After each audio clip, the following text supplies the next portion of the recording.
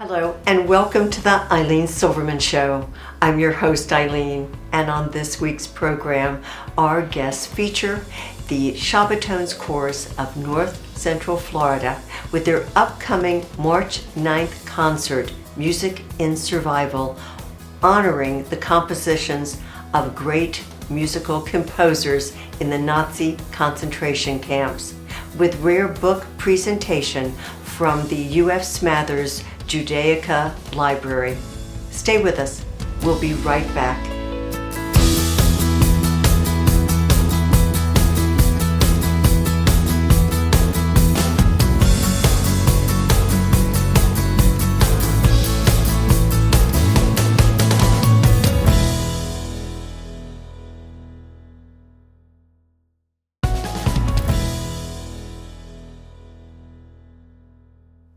Welcome back. Thanks for joining us for our program. I'm delighted to introduce my guest, Dr. Richard Sadoff, President, Shabbatones Chorus of North Central Florida. And Dick, it's wonderful to have you here again. It's been a privilege to have done a show before on the Shabbatones Chorus, to have attended, and to have you with us now to share more about a special performance that's coming up. But before we get started, and to give us an overview of the Shabbatones Chorus so our viewers understand who you are. Thank you. The Shabbatones Choir is unique in North Florida. We are a non-denominational choir. Probably half of our members are non-Jewish, but it is a choir that's dedicated to studying Jewish choral music, which comes from all centuries, goes back to the time of David to present day music, and it's in all kinds of languages from different continents. So the repertoire is one that's quite wide. Right, pretty extensive. I mean, this takes a lot goes into any of your concerts, and you are planning one now that's coming up March 9th, and I'd like you to tell us more about that. I can see that it's taken a lot of work to get to this point. You said 6 months already in rehearsal or preparation to get to this point. So I'm already going to be there. So where should I be, and what will I be seeing on March 9th? A Sunday, 4 p.m., United Church of Gainesville. Right. So that's at United Church of Gainesville, March the 9th, 4 p.m. And, a choir is always searching for what is our repertoire going to be for the next concert. Right. And we recognized 6 months ago that the 80th year since the liberation of Auschwitz was coming up. And significant. The curiosity, we're always looking to see, well, what's the musical tie-in here? Is there any tie-in at all? And we've learned so much. The learning just keeps coming and coming. So what we found is that, of course, at the time of World War II, all Jews that were put into the camps, they were butchers, bakers, candlestick makers, doctors, lawyers, and to our surprise, of course, they were also composers. Right.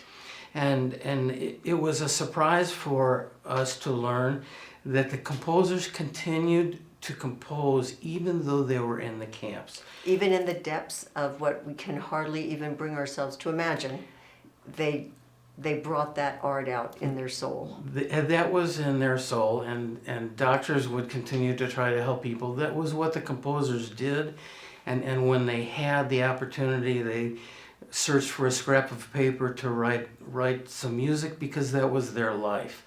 And what we continue to learn is the enormous therapeutic benefit that had on their fellow prisoners, because they wrote music while they were in the camp, and they wrote this music for their camp mates, and they sang this music in the evenings, and it was so therapeutic, allowing these people to have some feeling of humanity. Right, some last shred of dignity, Right. of hope, if you will, And and commonality. in such a desperate time. Yes. And there are many who said that being able to sing in the evening was really what helped them to survive, those who did survive. Yes. Of course, most of the composers did go to the gas chambers and were killed. And it's an amazing story about how some of this music survived. Has now surfaced so that we can look back and appreciate, and through the Shabbatones concert, your choir, your chorus, understand and reflect on what this all means. This is really a time to share this for our entire community, and I'm grateful you are doing this. And we're going to take a quick break, have lots more to discuss. Stay with us. We'll be right back.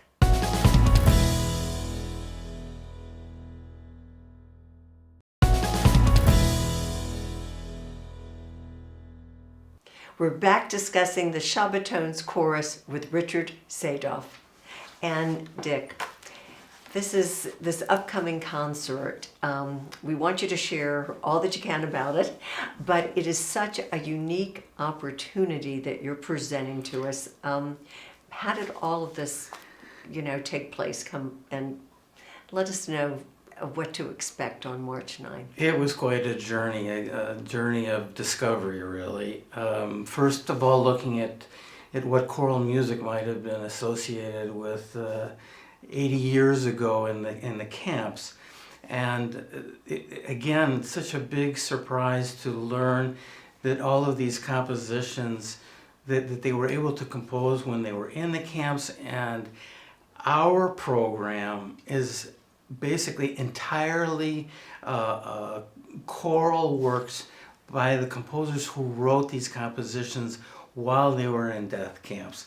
Not very often that you'll find a concert of such content. No, it's kind of extraordinary, as if it all came together for this 80th commemoration, and all of a sudden this coming forward. It's just incredible, really.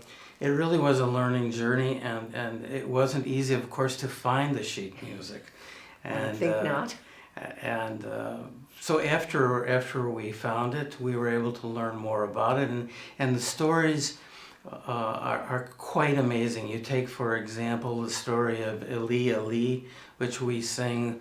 Hannah Senish was a young lady who ran away from Europe, from Hungary, over to Israel, Palestine at that time. And she wrote this poem while she was walking on the beach. And that poem was a poignant poem, and she then enlisted in the British military and learned to be a paratrooper. Quite a lady, okay. She really was quite a lady, and so she parachuted along with her cohorts into Yugoslavia in order to try to save Hungarian Jewish prisoners. Right. And unfortunately, she was captured and she was tortured. She never gave up the codes to what she was doing, and she was she was shot and killed, in the process. And but this then, is her legacy. You're giving her voice. Exactly. And then it was very shortly after put to music, and we were singing, of course, that song, which is so famous today. Oh, this is. I don't think there'll be a dry eye at the concert. And thank you for sharing so much. Continue, please. Another example, we're starting off with a song called "Even When God Is Silent," and that was found written on the walls of a basement on the night of Kristallnacht, when really the Holocaust really began, and those words are powerful, and those are the words of the song we're singing. Oh, Okay, it's just incredible. I know there's another one you want to share. Please continue. Well, the other one, which is so very famous, is I Never Saw Another Butterfly. The children who, thousands of children, of course, were sent to the gas chambers also. And there was a young child called Pavel Friedman, and he drew this picture of a butterfly, which was, in his mind, of course, his way of escaping. Exactly, going free. And he put that into a poem. We'll be reading that poem. And then it was put to music, and we're singing that song. And that song has been sung thousands of times now around the world. So these are just 3 examples of the kinds of things. I can't tell you about all of them. No, but it's 3 of the many that we will be hearing at the concert. And as you say, may recognize, but then there's others that we probably will be hearing for the first time. Right. But all of it together will be a very moving, emotional tribute. A wonderful concert. And we're going to take another quick break. Stay with us. We'll be right back.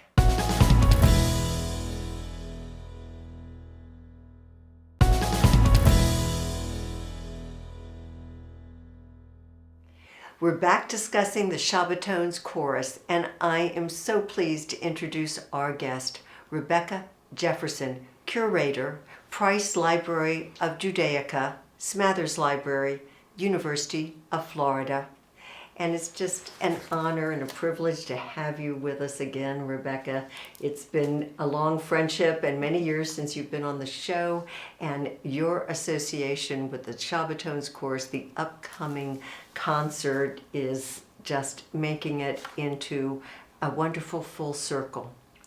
I know Dick feels that way. Yes, it was such there's so many discoveries that were fantastic in this along the way, and one of them was to find Rebecca's treasures that she has in the library right underneath our nose in the greater Gainesville area.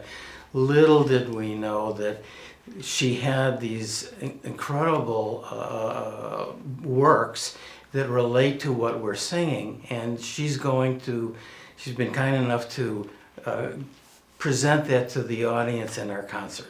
Oh, it means so much. They're here. They're real. Yes. Yes. I'm excited to take part. Thank you. Oh, well. So, yes, go on. For example, one of the things that we're singing is a song called Dremlin Fagel, and it's a song about a woman who is singing to a child. The parents had been sent to the gas chamber, and she's singing to this young child who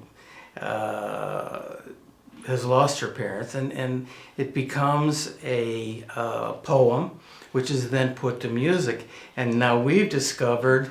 Now you tell everyone what you've discovered. Take it away, Rebecca. Well, it was a phenomenon that so many children lost their parents, and when the survivors made it over to the displaced persons camps, there was one man who was very instrumental in trying to record all the survivor testimonies, including the children. And what he created was this journal. It's called The Last Extermination, and it ran for 10 issues. And his name was Israel Kaplan, and he collected testimonies, documents, photographs, maps, and put them all in these journals. Oh. And he also collected songs and poems, including many songs written for children in this very same way. And this is what a precious that we have here. book to have. Yes, it's very rare. Yes. And we're very fortunate to have it in the library. And that will be one of the items you would be bringing, Absolutely. and reflects what you're singing. It's an example of the treasures that they have there at the museum, and that she has located them there. It's amazing how it's come together. Both ends. A lot of work for the chorus and for Rebecca. All right. Another Continue, example is a composer who, his name was Victor Ullmann, and he was a prolific composer before He unfortunately was in the camps also and was sent to the gas chamber, but he did compose in the camps, and he conducted for the prisoners, and Rebecca has some connection there also. Well, we have this other rare book, which is about the concentration camp known as Theresienstadt, where many of the artists and composers and musicians were held. This is a work written in German. It's called Theresienstadt Documents. It's from the early 1950s. And the reason that you have the works of this wonderful composer, Victor Ullmann, is thanks to the author of this book. His name was H.G. Adler. And Adler, like Ullmann, was in Theresienstadt. He was also in Auschwitz. And when he got out, he swore to collect every single document that he could, but also the music and the literature. And he kept it all, and he produced many books afterwards that recorded all these histories. See, I feel I'm in the presence of greatness right here. Well, as I heard the story also, he promised Ullmann that he would get the music out. That's exactly after Ullmann knew he was going to the gas chamber. That's I know, great. it's hard to think of it all. Mm-hmm. It really is. And we're going to take just a very quick break. Stay with us. We'll be right back.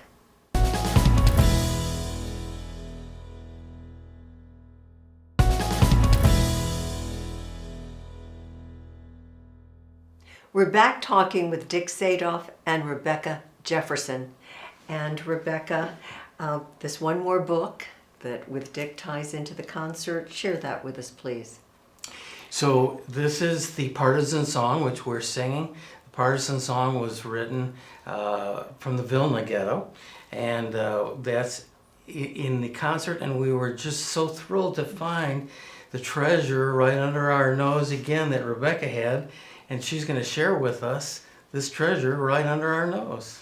Well, when I heard that you were doing the Partisan Song, I knew we had this wonderful rare book full of songs that were compiled in the Vilna Ghetto, and it included this. And you can see it has the music, and it has the words, and it has some commentary, and it really is one of the ways these songs reached us was through the efforts of people actually storing them and holding on to them and passing them down to us. And recognizing how precious they were and Absolutely. are. And those are the notes we sing.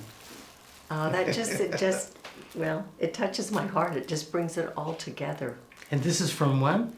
This book was published in 1947, so only 2 years After the war was over. Yeah. Oh. And then you've got still more. Share with us. We were also discussing and touching it at the concert. It's not just that music was therapeutic. Music is one art form, but we also are bringing in the fact that art, drawing art, was also therapeutic for the prisoners, and you have wonderful examples of that to show us. This book is even rarer. There are only a few copies left in the world, and it was produced by a Czech writer and a Czech painter. Together they produced this memoir of Theresienstadt, and the painter captured the scenes of what the camp looked like, but it was even more important than being able to sort of draw and record. It was to get word out, right? Get this the is news what is out happening. There. This is what is happening to right? us. Because the world was not aware. Absolutely. Or was in disbelief. Right. And on the behalf of art as therapy, that meant so much to the people that they could produce what they saw. Exactly. And now, a precious gift that you just received at the library. Yes, this came to us very recently, the gift of Yvonne and Tommy Cohen. It was their parents. Their parents were Isaac and Bertie Cohen. They were from Rotterdam in the Netherlands, and they were confined to one room of a house hiding from the Nazis for 2.5 years. And while they were in hiding in this one room, they entertained themselves and the local children by making these puppets. Isaac hand-carved the faces from wood, and Bertie made the costumes. I just feel I just feel so connected to people that were part of our past, and it's just so meaningful. I appreciate that you could share this with us too, because I know it's very special. It's very special. The treasures are still being found. I know that's even more incredible. And here you're presenting one more time for us. March 9th, Rebecca Jefferson will be there, Shabbatones Chorus, United Church of Gainesville. Tickets are available on your website. Yes. This is a community-wide event open to everyone to come together and to understand a sense of this history, to appreciate it, and to give the people voice. And Yes. would you like to add one more? Yes, unfortunately, those who were not able to continue on with us or no longer to have their voice, we as a choir want to be their voice. Thank you. And then Rebecca, your involvement through the library with everything, the books and all that you have represented, and being there at the concert, I look forward to sharing it all with you and so many members of our community. I thank you, Dick, and I know how hard your chorus, vocalists, musicians are all working to bring this together for us. Thank you. And Rebecca, for all that's forthcoming. We're so privileged that we have the Price Library here, and people like this family who can give and do to make us all aware of our personal history. Thank you again. Thank you. And I hope I will see you at the Shabbatones Chorus on Sunday, March 9th. So glad you tuned in, and I hope you'll join us next time. Take care.